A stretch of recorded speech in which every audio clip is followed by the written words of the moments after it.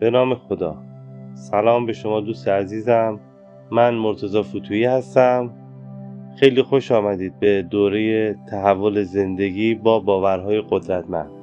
قراره تو این دوره 12 جلسه با هم همراه باشیم تا بتونیم بخشی از مهمترین باورهایی که تو زندگی داریم رو تغییر بدیم و یاد بگیریم چطوری باهوشتر و باورمندتر زندگی کنیم. باید صادقانه بهت بگم اگر دنبال یه شب پولدار شدن هستی یا دنبال یه وردی هستی که خیلی سریع موفق بشی، این دوره و این فایل ها به دردت نمیخوره. اما اگه حاضری مثل یه متخصص بیای افکاری که سالها مانع رشد و پیشرفتت شدن رو پیدا کنی و دونه دونه عوضشون کنی، این دوره برات خیلی مناسبه. ما تو این 12 جلسه اول ریشه ها رو پیدا میکنیم، جلسه 1 و 2 و 3. بعد میریم سراغ مهندسی ثروت، جلسه 4، 5 و 6. و در نهایت سبک زندگی جدیدت رو میسازیم. امروز که جلسه اول هست میریم سراغ ترمزها. ما قراره تو این 12 جلسه از یه آدم تلاشگر خسته تبدیل بشیم به یک خالق آرام. فرض کن سوار یه ماشین بوگاتی آخرین مدل هستی. موتور قدرتمند داره، بنزینش هم کامل پر کردی، جاده هم صاف و آماده است. پاتو میذاری روی گاز، موتور میخواد از جا کنده بشه، دود از لاستیکا بلند میشه، اما ماشین فقط چند سانت تکون میخوره.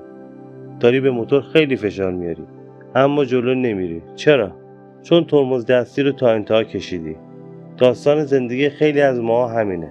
ما خیلی پیگیری میکنیم، خیلی زحمت میکشیم که موفق بشیم. کلی کلاس میریم، کلی کتاب میخونیم، چند شیفت کار میکنیم. اینا همون گاز دادنه. اما چون ته ذهنمون باور داریم که پول کثیفه یا من آدم خوششانسی نیستم، که اینا همون ترمز دستی هستن، هیچ اتفاقی نمیفته. دوست من، ترمزها همون باورها هستن. باور چیه؟ باور فکریه که اونقدر تکرار شده که رفته توی ضمیر ناخودآگاه و دیگه بهش شک نمی کنی. مثل نفس کشیدن. تو شک نمی کنی که هوا هست یا نه، فقط نفس می کشی. باورهای مخرب هم همینطور بی صدا دارن کارشون انجام میدن. یه دوستی داشتم به نام رضا. رضا یه تعمیرکار حرفه‌ای هست. خیلی ماهره و خیلی هم آدم منضبط و خوشقولیه. اما یه مشکلی که داره، درآمدش از یه حدی بالاتر نمیره. یعنی اگه مثلا توی یه ماه کلی کار بهش بخوره و کلی پول در بیاره، پولش آخر ماه زیاد نمیشه. چرا؟ چون مثلا بلافاصله یا ماشینش خراب میشه یا دندونش درد میگیره، باید بره دندون پزشکی کلی هزینه کنه، یا مریض میشه، هزینه و مشکلاتی که داره. و در هر صورت یه اتفاقی میفته که اون پولهایی که اضافی به دست آورده از بین بره. یه بار که خیلی ناراحت بود از این مسئله، باهاش صحبت کردم. فهمیدم که توی بچگی مدام از پدرش شنیده که ما نون حلال میخوریم، پول زیاد مال آدمای از خدا بیخبره. یا از حرفایی که مثل این بود و میزد، فهمیدم که مشکل کار از کجاست. ببین چه اتفاقی افتاده. ذهن رضا ثروت رو مساوی با بیدینی و دزدی میدونه. پس هر وقت رضا میخواد ثروتمند بشه، ترمزهای ذهنیش شروع میکنن به کار کردن تا رضا رو آدم خوب نگه دارن. ما به این میگیم ترمز عدم لیاقت. حالا وقتشه که توی خودت بگردی و ببینی همچین ترمزهایی داری. همینطوری که داری به صدای من گوش میدی، اگه رانندگی نمی کنی چشماتو ببند. تصور کن یه دریچه تو قلبت باز میشه و میری به دوران کودکی. به حرفای بزرگترات فکر کن. درباره پول چی میگفتن؟ درباره آدمای موفق چی میگفتن؟ مثلا این چیزا رو میگفتن: پوز عالی و جیب خالی، پول مثل چرک کف دسته. مثلا وقتی یه اسباب بازی گرون میخواستی بهت چی میگفتن؟ ما از این پولا نداریم، یا صحبتای از این قبیل. همیشه این حرفا رو بهت میزدن. این حرفا همون بذرهای ترمز هستن. که اون موقع کاشته شدن. حالا با خودت مرور کن، کدوم یک از این حرفا هنوز ملکه ذهنت شده؟ قشنگ فکر کن بهش تا پیداش کنی.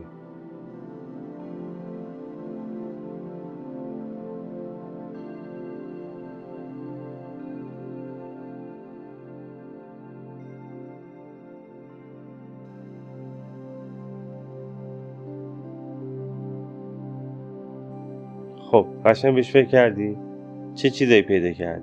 حالا شاید بگی خب که چی؟ من حالا فهمیدم ترمز دارم. مگه با فهمیدن درست میشه؟ بذار یه راز علمی رو بهت بگم.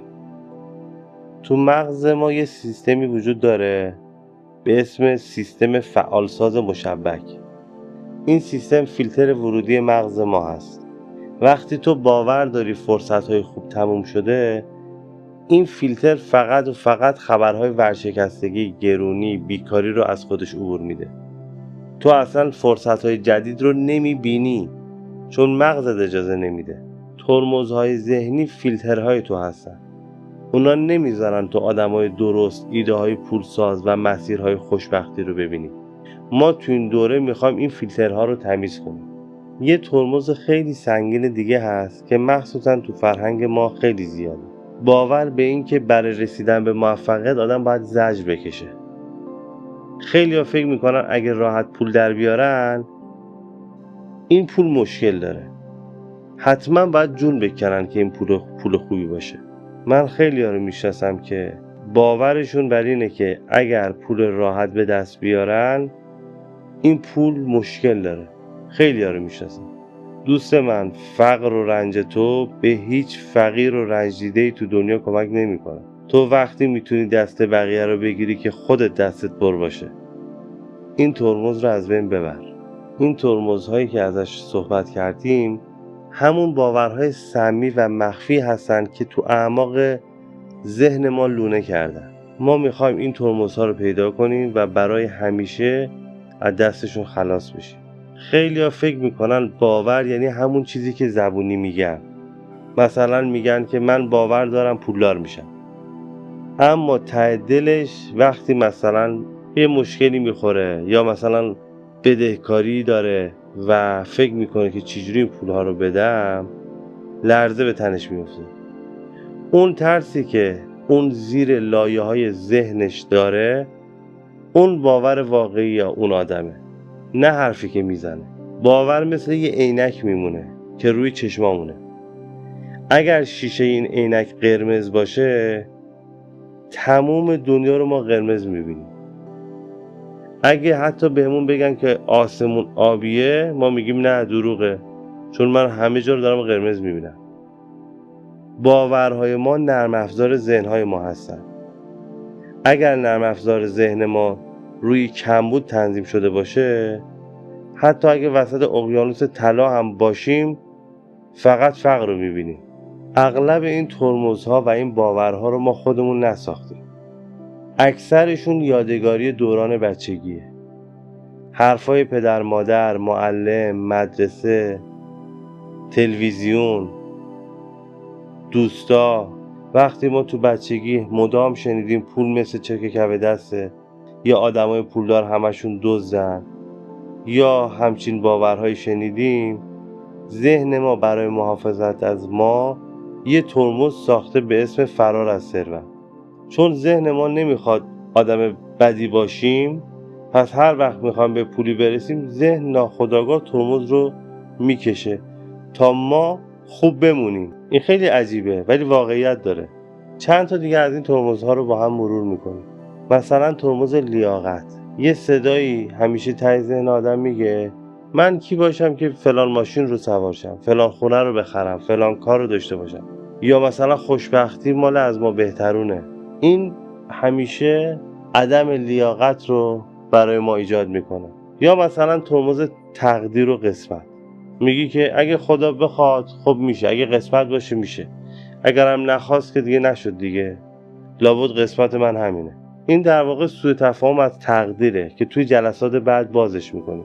یه ترمز دیگه هست مثلا ترمز سن و سال.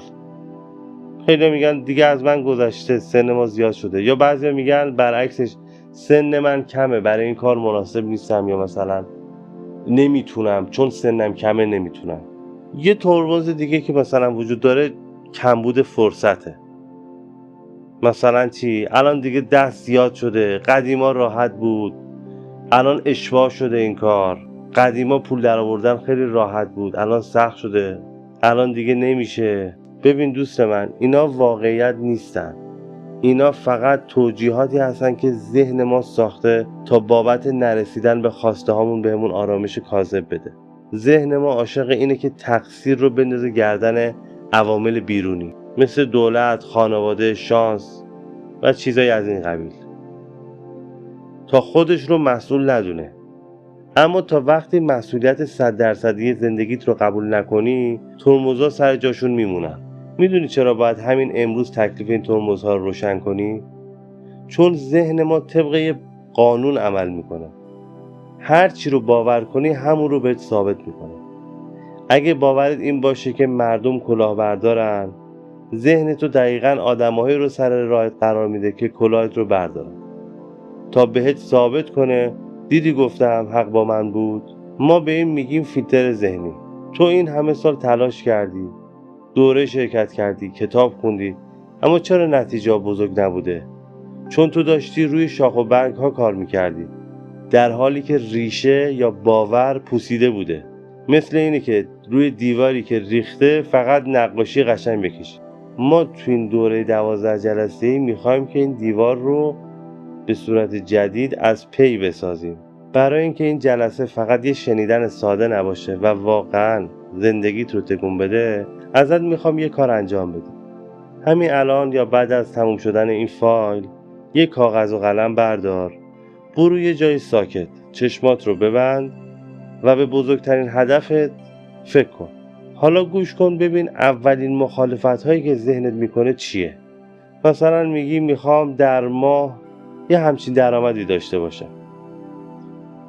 ذهنت فوراً میگه آخه چطوری؟ تو که سرمایه نداری. همین جمله یعنی ترمز کمبود سرمایه. تمام این نجواهای منفی رو بنویس. اینا لیست ترمزهای تو هستن. نترس ازشون. شناسایی کردنشون نصف راه درمانه.